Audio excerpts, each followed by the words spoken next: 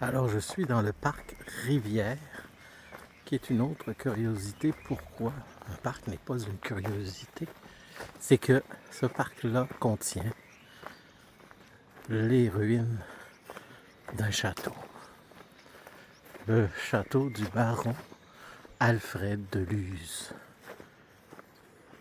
qui sont juste là. Alors c'est ça, c'est particulier d'avoir un château en ruine dans un parc, dans la ville de Bordeaux. D'habitude, les ruines de châteaux sont en dehors des villes, mais là, tu es en plein cœur de la ville. Là. Vous l'entendez bien.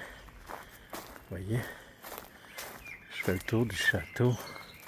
Évidemment, ils ont mis des clôtures parce que tous les squatteurs du coin, c'est le jackpot. Hein? Et on peut voir ce qui reste du château ici.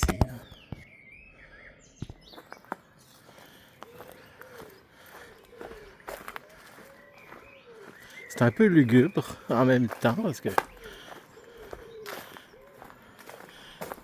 Mais c'est quand même. Regardez ça. C'est avec des créneaux même. C'est un vrai de vrai château dans les règles de l'art.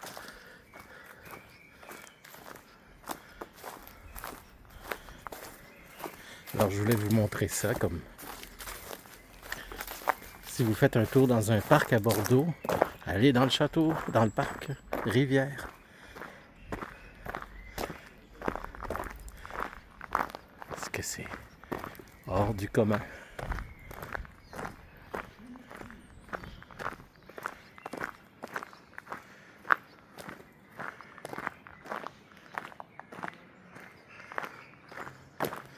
J'imagine que ça c'est l'entrée principale. On arrivait par ici.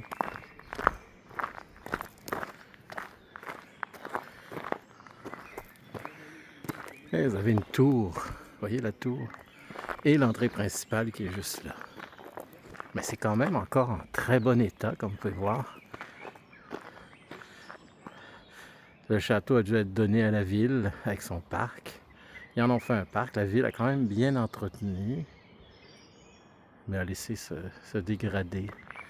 Puis là, vous avez la grange, les écuries si vous préférez, qui ont l'air d'être encore viables. Là, il y a une rampe. Est-ce que quelqu'un habite là? Je ne sais pas. Alors c'est le parc Rivière que je voulais vous montrer. Ah, puis il y a même une sculpture dans l'art de la tauromachie. On est dans l'esprit Picasso. Vous voyez ici un taureau, mais là vous êtes à contre-jour. Ben, on voit les cordes en tout cas. Un genre de sculpture qui a dû. Ça doit être un édifice qui était protégé par la ville, puis ils ont rajouté des œuvres d'art. Mais je me souviens d'avoir déjà traversé ce parc. Je m'en allais faire du magasinage à l'autre bout de la ville. Puis j'avais traversé ce parc à pied, évidemment. Et j'avais trouvé ce parc extraordinaire. Mais je faisais juste traverser, j'ai pas fait attention. Sur la gauche, il y avait le fameux château abandonné. Mais comme il est dans la nature, on le voit pas très bien. Alors, je l'ai pas remarqué. Alors voici l'église Saint-Ferdinand, qui est typique de Bordeaux. C'est de l'art néo-roman qui a été créé en 1860. Je suis obligé de me mettre sur le côté parce que j'ai pas assez de recul pour l'admirer. Vous voyez, j'ai très peu. Vous voyez, ça s'arrête là. Alors, on peut pas vraiment l'admirer comme il faut.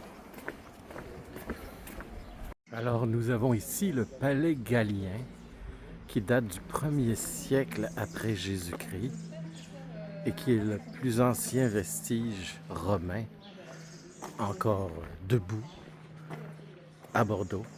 Burdigala, si vous vous souvenez bien, qui est le nom romain de la ville. Et il y avait plus de 22 000 gladiateurs, pas gladiateurs, mais spectateurs qui regardaient les gladiateurs se battre au 1er siècle ici. Et la Révolution française en 1789, ben, ils ont voulu faire disparaître toutes les ruines, mais finalement, on a épargné ces quelques ruines par miracle. Donc, le palais Gallien. Petite anecdote, c'est que c'est ni un palais, comme vous le savez, c'est un amphithéâtre.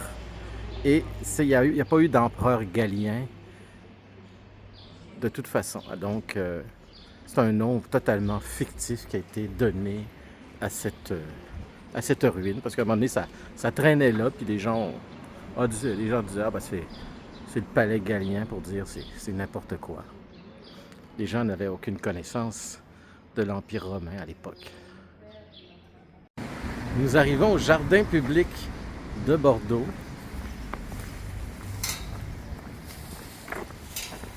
Où se trouve le musée d'histoire naturelle qui est juste là. Alors c'est un grand parc, immense parc. Alors c'est un parc qui a été créé par Louis XV en 1739. Si je ne me trompe pas, attendez, je vais vérifier. J'étais proche, c'est 1736 par Louis XV. Et il y a un lac au centre. Vous voyez? Et, vous voyez ça? Ben, un lac. un grand étang, si on peut appeler ça ainsi. Vous voyez? Qui traverse le lac. C'est très joli. Je ne sais pas si vous le voyez. On le voit mieux ici. Là.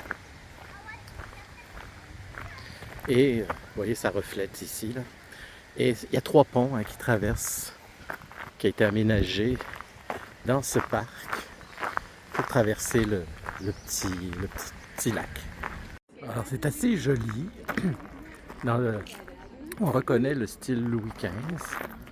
Et on voit tout le monde qui, regardez, sont écrasés dans le parc.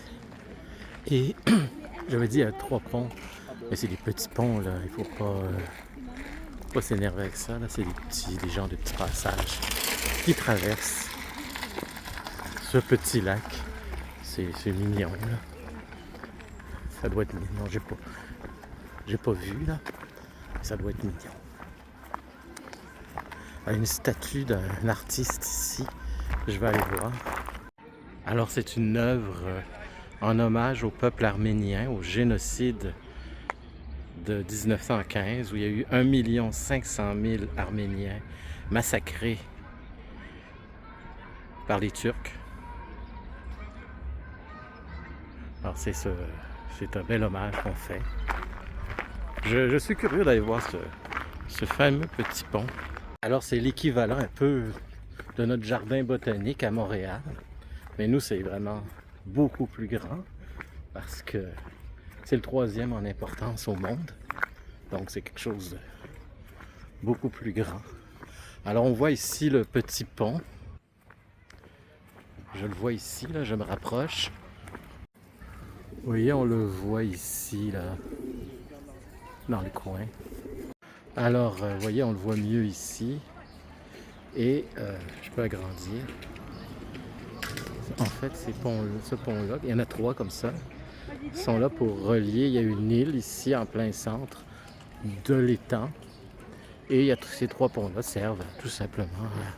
On en voit un autre là-bas, là, à relier sur cette île.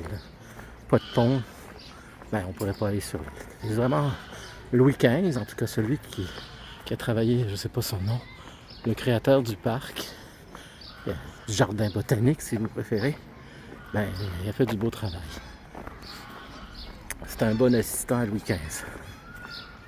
Alors je suis devant la statue de Rosa Bonheur. Qui est Rosa Bonheur? C'est une peintre bordelaise du 19e siècle, sauf qu'on a de la misère à lire. On sait qu'elle est morte en 1899, je crois. 1880, je sais pas. Les dates sont illisibles et son visage, si vous regardez, c'est horrible. Elle est vraiment dans un état. Alors les peintres sont, comme vous pouvez voir, bien traités, hommes ou femmes. Je suis toujours dans le jardin public. Je vais vous montrer la statue du célèbre écrivain François Mauriac, 1885-1970. Tenez-vous bien. Je ne sais pas si ça a été fait de son vivant, mais il a dû faire un choc. C'est un peintre évidemment de Bordeaux. Là voici. Alors on lui a coupé la tête en deux. Tout un portrait. Là on reconnaît un peu un personnage, mais si je regarde de face, aïe aïe aïe, pauvre François. Mais moi j'aime l'art contemporain, mais je suis pas sûr qu'il aurait apprécié. Alors je suis sur la place Charles Gruet, qui date de 1844, et c'est une œuvre qui a été créée par Charles Garros. Non, excusez-moi. Alors c'est une œuvre de Louis Garros.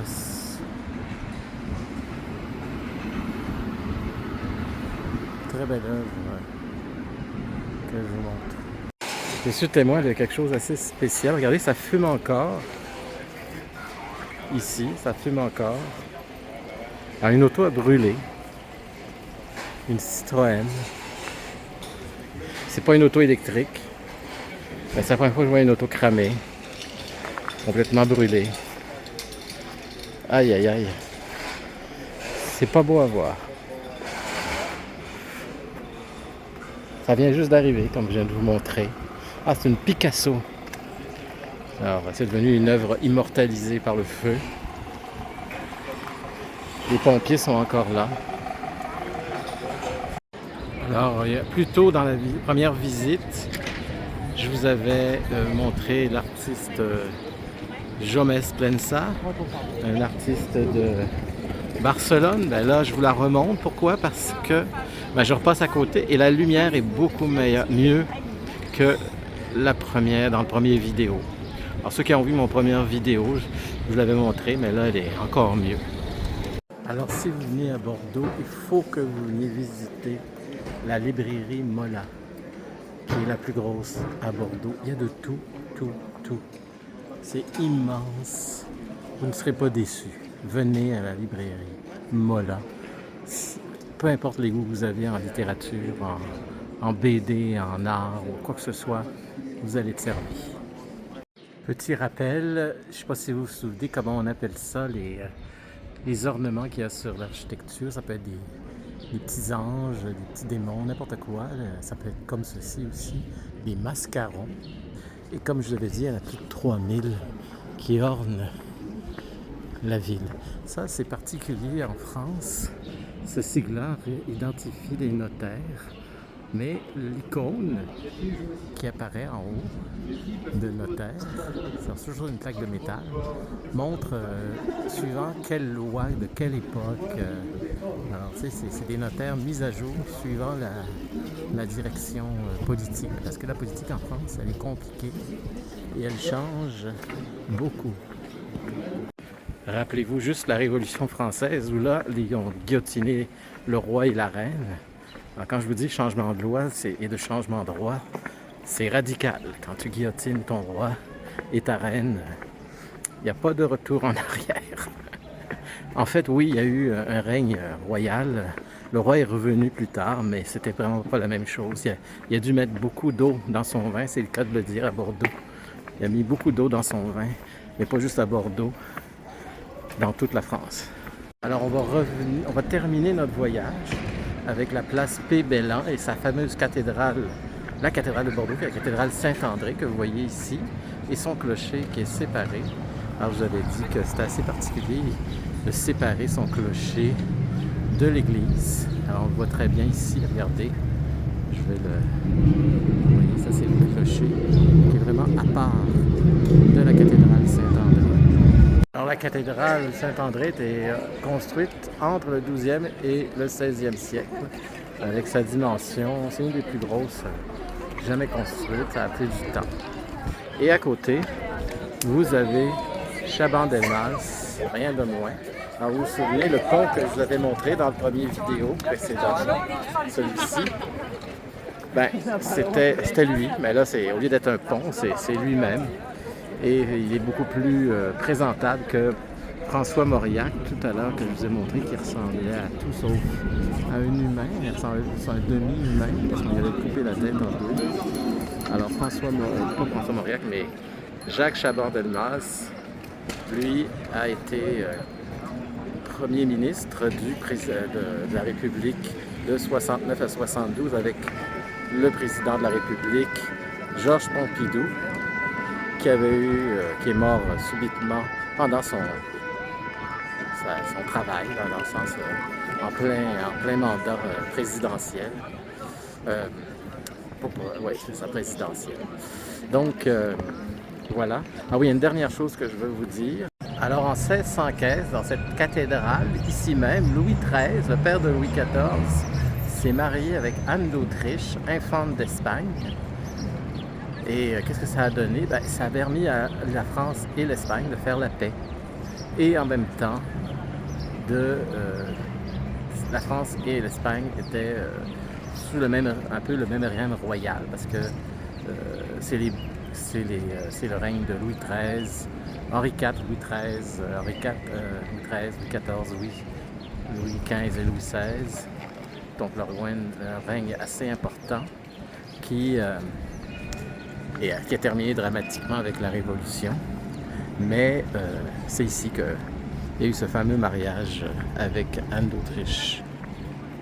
Donc ça termine ici, sur cette place historique, avec Chaban-Delmas et Louis XIII et Anne d'Autriche, infante d'Espagne.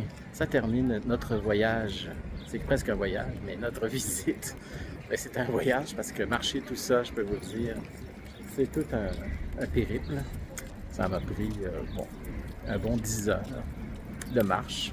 Mais c'est rien parce que je m'en vais faire le chemin de Compostelle ensuite. Et c'est ce que je vais faire pendant des jours et des jours, pendant 3 mois. Donc, ça ne me dérange pas. Alors, je vous remercie et j'espère que ça vous a plu. N'oubliez pas de vous abonner. En bas, ici, il y a un bouton d'abonnement qui permet de me suivre pendant tout mon voyage sur le chemin. Je vous en reparlerai, le chemin que je vais faire, parce que je ne serai pas tout seul, je vais avoir un ami. Et je vous en parlerai. Donc, ce n'est pas fini, la visite de Bordeaux, oui. On va visiter aussi d'autres vidéos qui vont avoir lieu sur les musées de Bordeaux. Donc, ça n'est pas terminé. Mais là, on a fait ce qu'on appelle les monuments publics. Il y a beaucoup de choses, comme vous avez vu. Alors, si vous venez une fin de semaine à Bordeaux, vous ne le regretterez pas.